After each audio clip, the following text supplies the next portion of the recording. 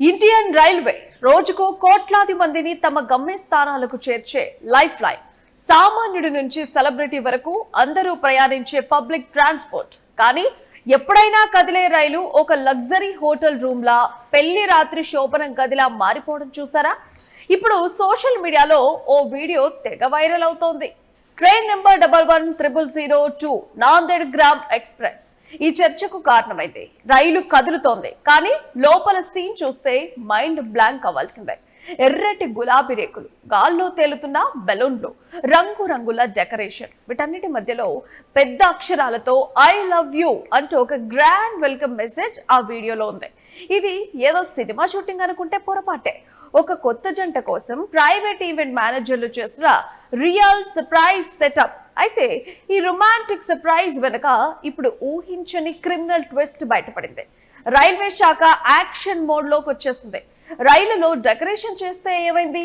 డబ్బులు పెట్టి టికెట్ కొన్నాం కదా, మా సీట్ మా కోచ్ మా ఇష్టం అంటే రైల్లో నడుస్తుందా? మహారాష్ట్రలో హైలైట్ గా మారిన ఈ ఘటన నాందేడ్ గ్రామ్ ఎక్స్ప్రెస్ లో వెలుగు చూసింది. జల్నాకు చెందిన ఒక కొత్త దంపతుల కోసం ఈ ప్రత్యేకమైన ఏర్పాట్లు చేశారు.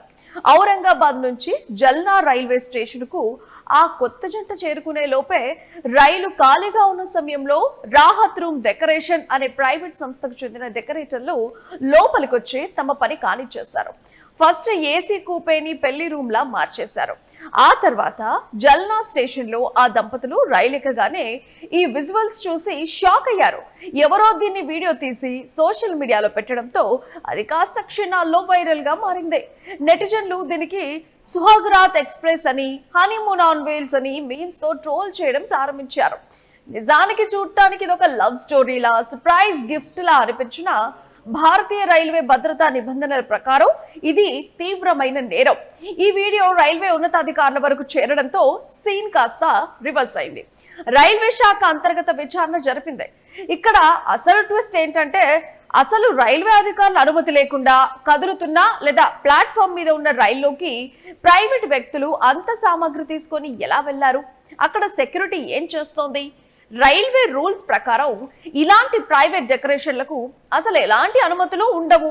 మరి ఈ తీవ్రమైన భద్రతా లోపానికి బాధ్యుడిగా చేస్తూ ఆ సమయంలో విధుల్లో ఉన్న chief ticket inspector Girish Kumar ను రైల్వే శాఖ తక్షణమే సస్పెండ్ చేసింది.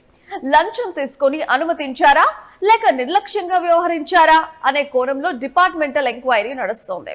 అటు డెకరేషన్ చేసిన ప్రైవేట్ ఏజెన్సీపై కూడా అనధికారిక ప్రవేశం కింద రైల్వే ప్రొటెక్షన్ ఫోర్స్ కేసు నమోదు చేసింది.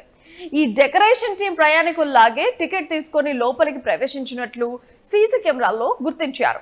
పెద్ద ఎత్తున బెలూన్లు, ప్లాస్టిక్ పూలు, టేపులు లోపలికి తీసుకెళ్లారు.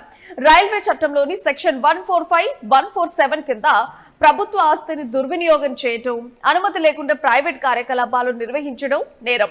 ముఖ్యంగా తోటి ప్రయాణికులకు తీవ్ర ఇబ్బంది కలిగించేలా వ్యవహరించడం చట్టరీత్యా నేరం. ఎందుకంటే ఫస్ట్ క్లాస్ ఏసీలో ప్రయాణించేది ప్రశాంతత కోసం, కానీ అక్కడ ఇలాంటి పనులు జరగడం, పైగా బెలూన్లు, డెకరేషన్, కాగితాల వల్ల అగ్ని ప్రమాదాలు జరిగే ప్రమాదం ఉందని ప్రయాణికులు భయాందోళన వ్యక్తం చేశారు. రైల్వే భద్రతను గాలి కొదిలేశారంటూ ప్రయాణికులు మండిపడుతున్నారు. దీంతో రైల్వే బోర్డు కూడా ఈ విషయాన్ని సీరియస్ గా తీసుకొని జోనల్ అధికారుల నుంచి నివేదిక కోరింది. ఒకవైపు కొందరు నెటిజన్లు భలే సర్ప్రైజ్ చేశారు, భలే ఐడియా అని మెచ్చుకుంటుంటే, మెజారిటీ జనం మాత్రం ఆగ్రహం వ్యక్తం చేస్తున్నారు. రేపొద్దున బర్త్డేలని, శోభనాలని అందరూ రైల్వే బోగిలను ఇలా బుక్ చేసుకుంటే సామాన్య ప్రయాణికుల పరిస్థితి ఏంటి అని ప్రశ్నిస్తున్నారు. ట్రైన్ కంపార్ట్మెంట్ లో షార్ట్ సర్క్యూట్ అయితే ఈ ప్లాస్టిక్ బెలూన్లు, కాగితాలు ఎంత పెద్ద ప్రమాదానికి దారితీస్తాయో ఊహించారా? ప్రభుత్వ ఆస్తులు మీ ప్రైవేట్ జల్సాల కోసం కాదు అని నెటిజన్లు క్లాస్ పెడుతున్నారు. అయితే హనీమూన్ సూట్ గా మారిన ట్రైన్ పై మీరేమనుకుంటున్నారో కింద కామెంట్ చేయండి.